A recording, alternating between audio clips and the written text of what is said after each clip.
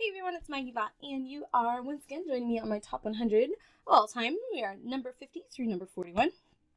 And number 50 is Eminent Domain. This is a 2011 deck builder from Seth Jaffe. This was published by Tasty Minstrel Games before they were really what we knew as Tasty Minstrel now. Seth Jaffe is still working and developing and designing with them. He's done lots of titles since then, but this is still my favorite of his. It's a 2 to 4 player deck builder, sure, but it doesn't use deck building as the main mechanism. It's an action selection game with a tech tree that happens to use deck building as kind of the way that you progress through the game, if that makes sense. Dominion is all about buying cards, and those cards are what win the game. Infinite Domain is about smartly picking your actions and then mitigating the deck that's built because you have to. There's the kind of follow rule from Glory to Rome in here. There's this neat research tech tree thing that they don't recommend in the basic game, but I would say any established gamer can play the advanced game no problem. I have not played any of the expansions at all. I even own a couple, I think, but I just don't play expansions much. I still really love this game and think it's one of the more unique deck builders to this day. Number 49, we've got Cockroach Poker, which is a 2004 game. It is 3 to 6 players, designed by Jacques Zemet, published by Dre Magierspiel. Now, this publishing company does distribute to the States these days, and they come out with things like Magic Labyrinth or The Enchanted Castle. They do all these cool kids games. And Cockroach Poker, or Cock-a-Lockin' Poker, which is way more fun to say, I don't think kids are ever really going to understand quite how to play this the way that makes it as fun as I think it is. In this one, you're sliding cards around the table, trying to slough cards out of your hand, and it's a really aggressive bluffing game. One nice thing about it, because I personally can't tell a straight lie to save my life, but I'm really good at picking up when other people are lying, I think. Especially in this situation. So it's really hard to beat me head-to-head in Cockroach Poker. Some people have done it. Even everyone I've played with has probably done it at least once, but it's pretty tricky to get by me. And I've just always really loved this game. There are other versions of Cockroach Poker. I've tried a few of them, but the original is still my favorite, which is pretty typical for me, because once I like something, it's hard for me to like something sort of like it. I quite like Cockroach Poker. I don't know that it's much of a 3-player, but all the way up to 6 or even more than that is perfectly fine. Number 48. This is Eggs of Ostrich from 2012. This is a 3-player only game from Shinpei Sato. This was published by Japan Brand and Conception. This is the same designer as Onitama, if you've played that. Eggs of Ostrich, we call it it's ostrich butts. There's lots of cards with pictures of ostrich butts on it. And it's just charming. It's a 3-player game where you're trying to predict what other people are playing, and you go 1, 2, 3 and you reveal, and it's just a simple, fun card game. And my friend Nicole and her friend Chris, who I sort of know, because he owns a game cafe up in Halifax. I think it's the boardroom. They showed it to me at BGCon, and I instantly bought it, and I've taught it to a few people now, and it's charming and fun, and I like it a lot. I don't know that it'll ever come to the States, but if you happen to see a copy laying around for a not bad price, go to town. I paid convention price for this. Number 47, this is The Fields of Arle. This is a 2014 title from Uwe Rosenberg, published by Z-Man and Führerland in Germany. And it's a 1 to 2 player game, which is kind of the reason I don't own it. I really quite liked it, and this might be the only game on this whole 100 list that I've only played once. I know enough about Uwe Rosenberg and enough about myself to have played this once, and instantly it's such a hit. It's such a perfect game for 2 players. I know my friend Suze really loves it as well, and I intend on playing more of it in my life. I just don't play a lot of 1 or 2 player games, really. It's big and cool, and there's lots of stuff in it, and you transform goods, and there's these lovely, like, the couple sitting on the dike in it is, like, his grandparents, and it's from around the area that he grew up in, and I just, everything about it is charming. It's charming and giant. Number 46 is the game. So, this looks a little more intimidating than it should, but it's a 2015, it's actually the Spiel des Jahres winner, if I'm not mistaken. It's 1 to 5 players, designed by Stefan Bendorf. It's published by IDW in the States, and Nürnberger Spielkarten Verlag in Germany. I think they just go by NBV, or NSV, sorry. I think that this is one of the only co-op games I've ever really enjoyed. And it also gave me some language that I could use to describe negotiation in other games, because in the game you have these cards in your hand and you collectively have to place cards down on the table, trying to get all the cards out of the deck. And they have to go in order. And so you're trying to tell people, please don't play on this pile, please play on this other one, without giving them any solid information about what you would like to play on your turn.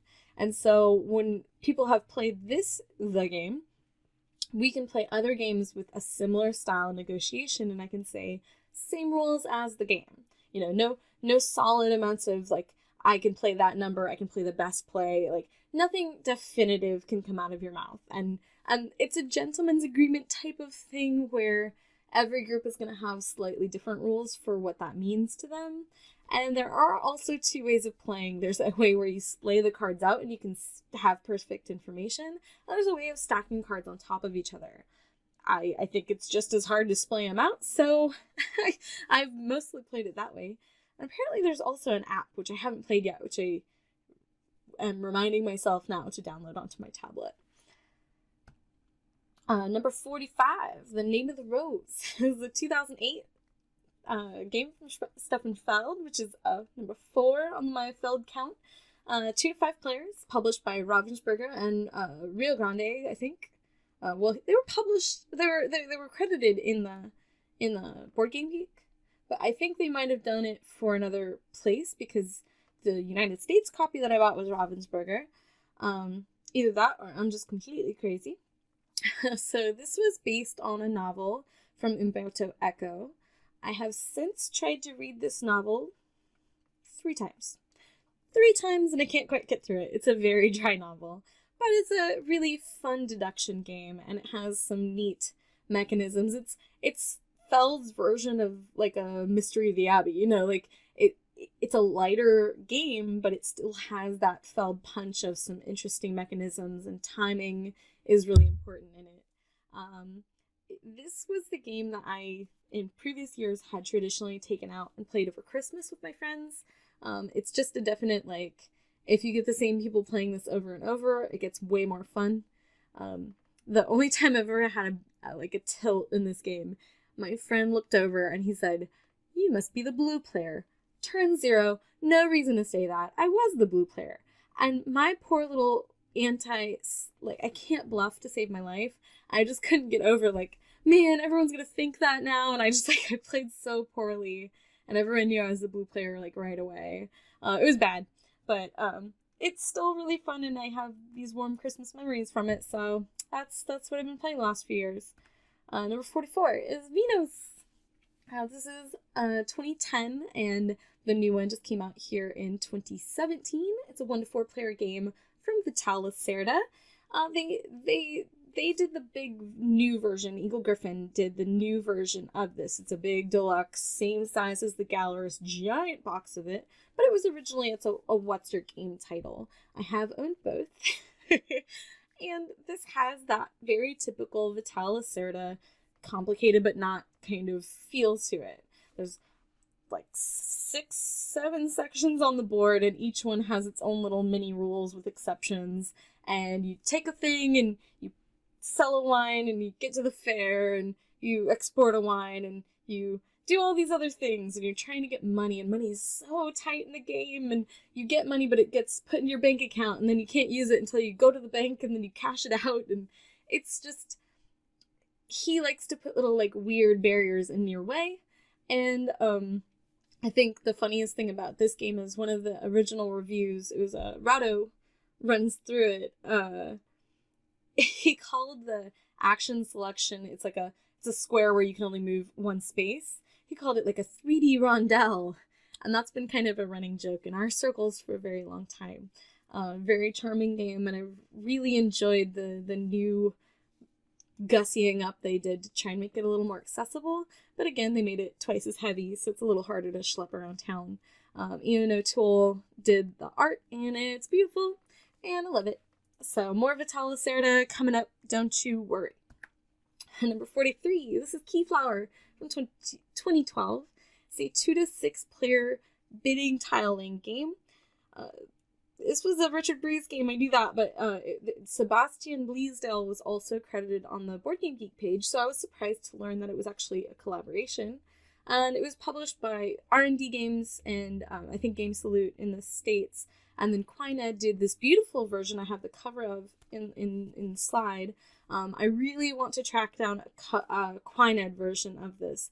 I believe a local store has a copy, I just haven't had the extra game buy-in cash lately because I've bought way too many other games, so I don't need any more on my shelves right now, but this is the version I want to get because I think it's so lovely.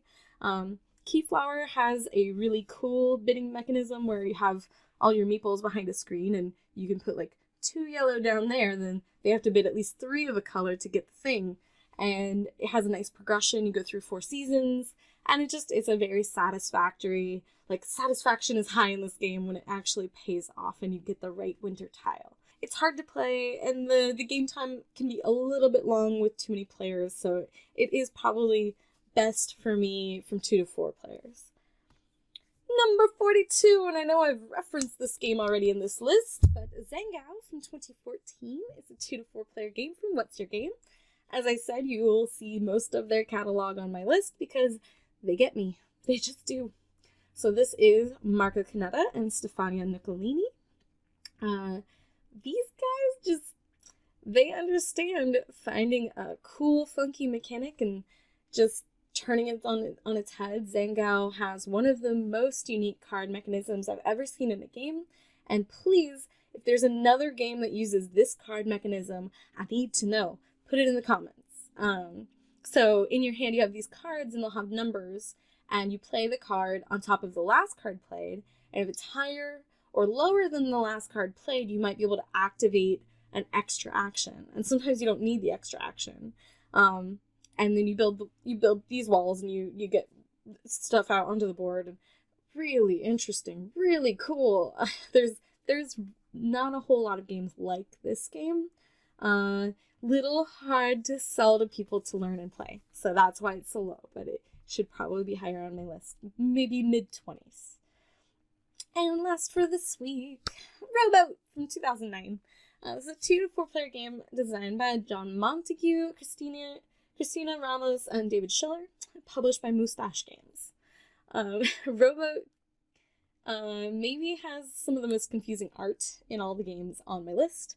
The cover art and the game art are by different artists, and I typically play this game with a just regular deck of cards. I did buy the game so that they would get, paid for making such a fabulous game, but I find that they changed the suits to be more thematic and thereby more confusing to those of us who play way too many cards. The funny thing about this game is that it's rather new to me. The gentlemen that work for Moustache, David and, I'm going to forget his name. Basically, the salesperson for Moustache is also kind of like the vice president. John was the founder of the game. He had the idea, and he worked it with his friends over the course of 10 years. They developed this game. They played it like most people play Pinochle. They had names for the hands. If you start with a specific hand, they would call it you're on the nail, you're on the canoe. They had all these funny meta things going on with it. And for them, it was just built up over time as this fabulous personal thing they had worked on. And then they published it. And I think they published it with some interesting ideas that were not hobby market focused. As I said, the art on the inside is beautiful. It's gorgeous. It's just different than the cover art. And they changed the suits so that when you play the game from the box, you have to learn to care only about the letter of the suit, because the order of the letter tells you which is best, and there's all different types. So I get out a regular deck of cards and I can play this game, and I love it. It's a great bidding, trick-taking game. It's similar to Moo, if you've played Moo before, and I quite like it. I don't usually play with the extra rules of the like there's like a lighthouse card and like a timer thingy, and I just kind of forego that and play the basic version. But really interesting. So this is one of the newer ones on my list because it's new to me. And if you have been watching or you haven't seen the previous videos, please check them out in this playlist and share with your friends and comment and stuff. I'll see y'all next time.